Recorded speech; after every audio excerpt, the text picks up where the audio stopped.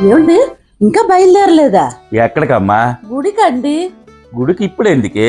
పౌర్ణమండి, దీపదానం ఇవ్వాలి. ఓలే, ప్రతి నెల పౌర్ణమి వస్తుంది. ప్రతి నెల వచ్చేది వేరు, కార్తీక మాసంలో వచ్చే పౌర్ణమి వేరండి. ఇవాళ దీపదానం ఇస్తే మన పెద్దలందరూ తరిస్తారండి. పదండి. ఇప్పుడు కార్తీక మాసం అంటావు, రేపు ధనుర్మాసం అంటావు, తర్వాత మాఘమాసం అంటావు. సంవత్సరం పొడుగునా మాసాలేనే. ఈ మాసాలన్నీ నన్ను తిని తిని తిని పసుపు కుంకాలు వేసి వేసి వేసి నా ఏళ్ళు పోతున్నాయే. కళ్ళు పోతాయి అలాంటి మాటలు అంటే.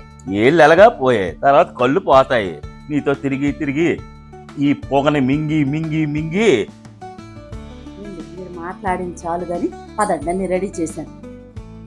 ఇంకెందుకే, మనకి ఇల్లు వాకలే, ఆ గుడి దగ్గరే ఉండిపోదాం పదా. ఇంక ఉద్యోగం అది ఎందుకు? అటు ఉద్యోగానికి వెళ్ళవు, ఇట్లా ఇంట్లోని ప్రశాంతంగా కూర్చొనవు. ఆ గుడి మెట్ల మీదే కూర్చోడం అయిపోతుంది జీవితం అంతా. నిన్ను కట్టుకొని పూజ అనేది నువ్వు చేసుకోయే, నన్ను ఎందుకు తినేస్తావు? మగాడే చెయ్యాలి, మగాడే దీపం వెలిగించాలి.